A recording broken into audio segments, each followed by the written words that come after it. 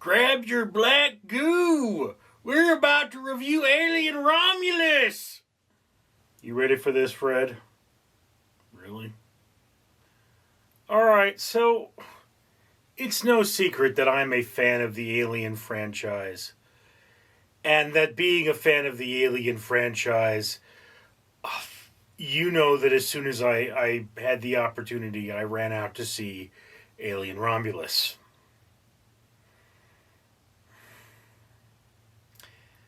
I wish I hadn't. For every 1,000 subscribers I get, I do purchase one of these bracelets here from 4Ocean. 4Ocean pulls a pound of trash out of the ocean every time I do that. If you'd be so kind as comment, like, and subscribe. You'd be doing your part for a better world. Now, Alien Romulus. It's like the Alien franchise had an orgy with Event Horizon, and then Alien Romulus slid out of the ooze that was left behind. What you have is Discount 11 there has a pet artificial person, and her band of annoying friends want to go to another world, and in order to do that, they need cryojuice, which is apparently aboard a Weyland-Yutani spacecraft that is in orbit. So they have an extremely expensive artificial person, and they have a spaceship that can make orbit.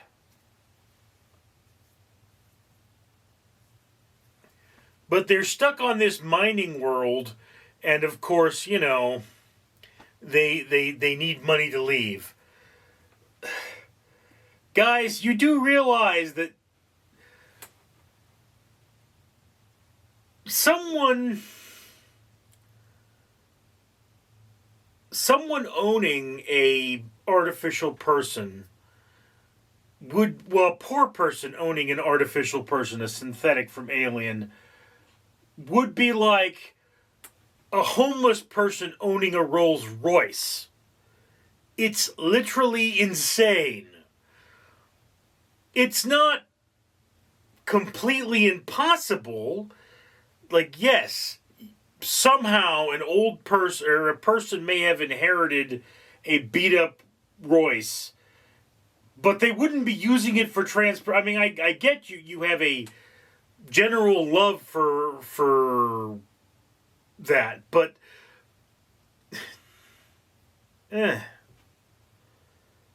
you know, there's so much wrong with this movie from a technical standpoint that it's boggling my mind. I mean, my brain is exploding here because you guys know I'm a super nerd.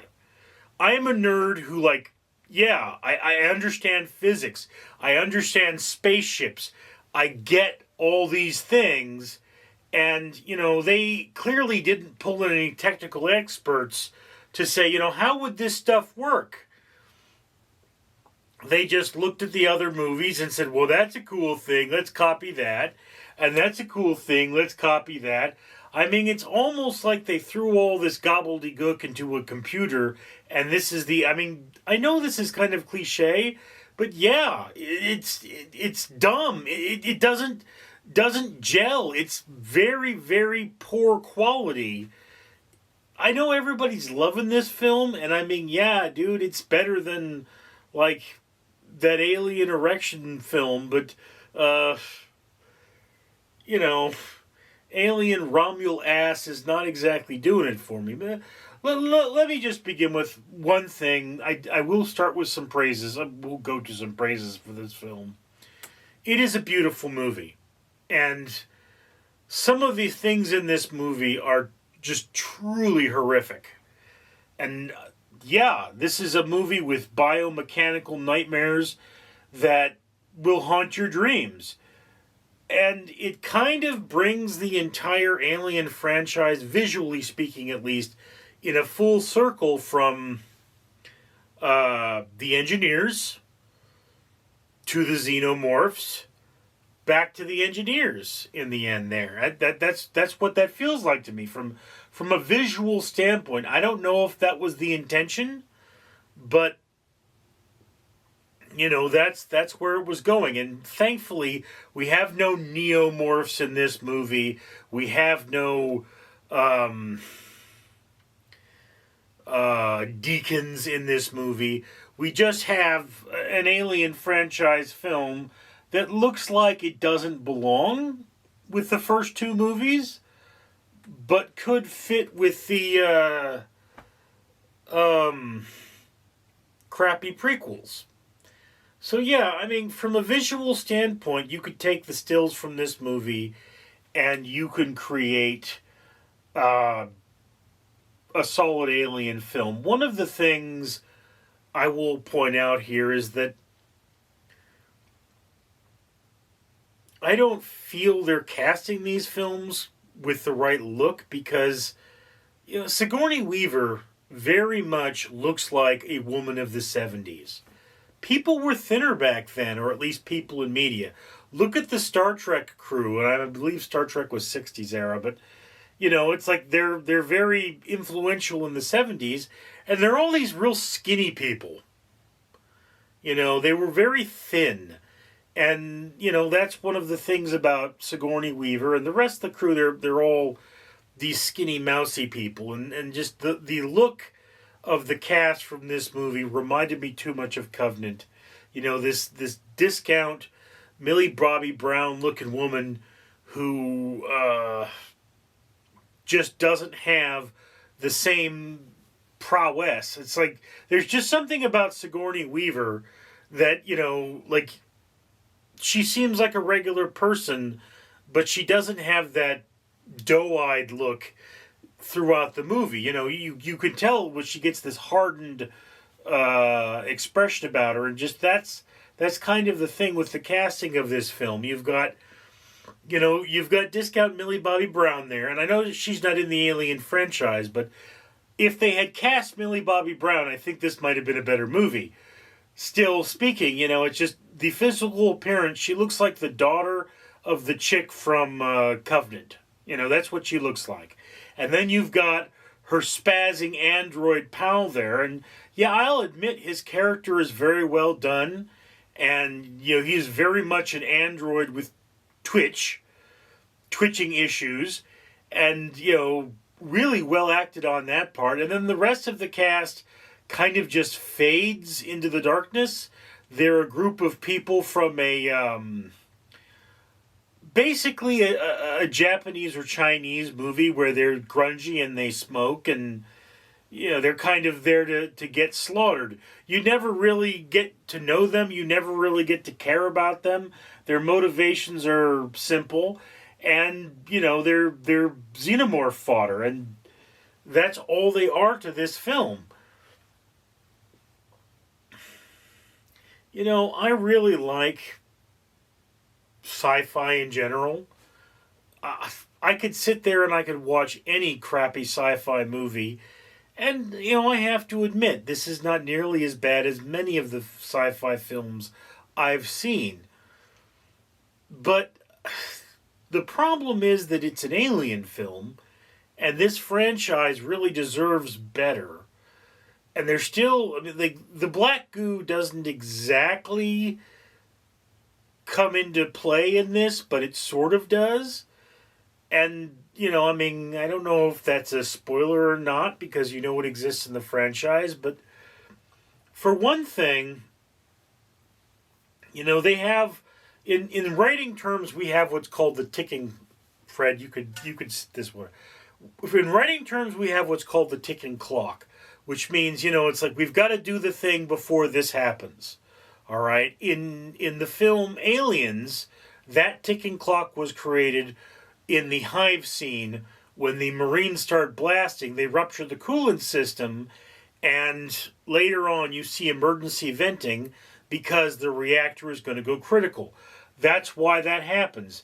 It is possible that the power going out at Hadley's Hope in Aliens was a result of their damage to the reactor. Okay, I mean, it's possible. It's never overtly concluded in the film how the power was cut.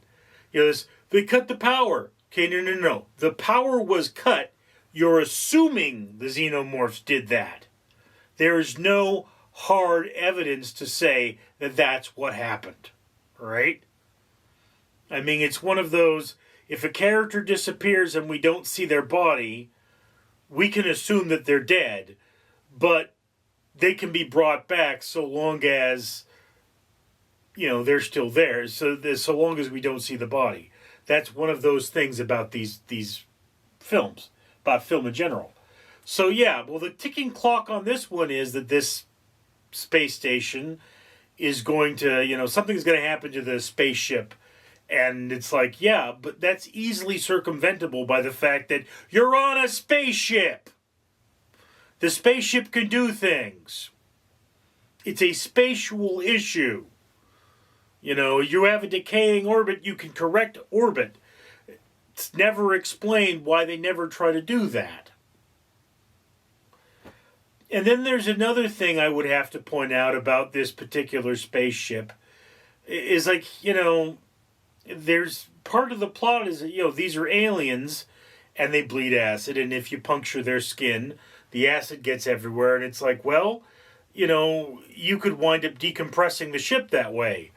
Okay, you guys do realize that this spaceship has got to be designed to take hits. All right? It's a spaceship. It's not a car. It's a spaceship. We design spaceships to take hits, right? They can take a small hit from a piece of space junk, right? It's not ideal. It's not like, okay, the spaceship can take a hit and just keep going. It takes a hit and then we have to repair that. But that's one of those things that in space, a particle of dust can hit a spaceship so hard that it leaves a small crater. So the hull would at very least be thick enough so that, a meteor the size of my fist should be able to strike it at a reasonable speed and not puncture. So, you'd be more concerned about that acid burning through a important system or causing an electrical fire or something like that. That's how that would work. And it's one of those things about this particular film is it's like, yeah, we're afraid of them, burning through the hull. Like, no, that's just not a thing. Yeah, if it's a large enough amount of acid, it could do that. But, it's in Alien 4 or Alien Resurrection, 2 xenomorphs killed a third xenomorph to burn through the floor of a facility so that they could escape. And that didn't burn through the hull. And that was like the blood of an entire xenomorph. So that fear in this movie is stupid. And I would have to, look, one of the things about alien movies is that, yeah, they tend to be sequels, right? If you look at Alien, right, okay, what is it a sequel to? It's a sequel to whatever happened on the derelict spaceship they find. And that's awesome. The derelict spaceship may have been a more interesting movie, but we can't see that movie because let's not go there. And then if you look at Aliens is a sequel to whatever happened on Hadley's Hope. In fact, they have gone out there and made a comic for what happened on Hadley's Hope. So yes, if you want to explore that media, I have not read that comic, but it does exist. On this one, there was Xenomorph. If you read the wiki, what's happened is that they found something from the original, from the Nostromo, right? Which breaks Aliens entirely because it's like, all right, if they knew the Nostromo went back to LV-46, why didn't they just go back to LV-46? Why did they look for what was shot out of the Nostromo? So that's apparently where the alien material was found in this movie. All right? But one thing, what would have been a more interesting movie than the one we're watching, is the Walian Yutani people, having that experiment and whatever happened to the ship that they're on. You don't need to have a ship that's dead and that xenomorphs have already taken over. You could have a ship that you're basically remaking the original Alien, but in another setting. And we would be cool with that because it's new character. I mean, it's like, look, the whole concept of Alien is we can't control these things. They're too dangerous. But we human beings, our hubris is that we keep trying to control those things. And then there's the other thing, which is canon to the Alien universe, is that the aliens generally don't bother with synthetics. They look at synthetics and they're curious. They're like, is that a biological life form that I can infect? No, it isn't. Okay, well, then I'm not going to mess with it. Kind of the premise of Alien, from what I understand, is that they require hosts in order to gain genetic material and therefore make themselves more acclimated to the environment they find themselves in. That's at least from Alien and Aliens. That's a pre-Black Goo notion. Alright, so yeah, I mean, this pre-Black Goo notion is fine. I would rather watch that movie, but unfortunately that's not what we're dealing with. So when you break this down, like, they can't face hug a artificial person or a synthetic. So why not just have a bunch of synthetics running around, and therefore the aliens would be like, we've got nothing to do. They just sit there and take a nap.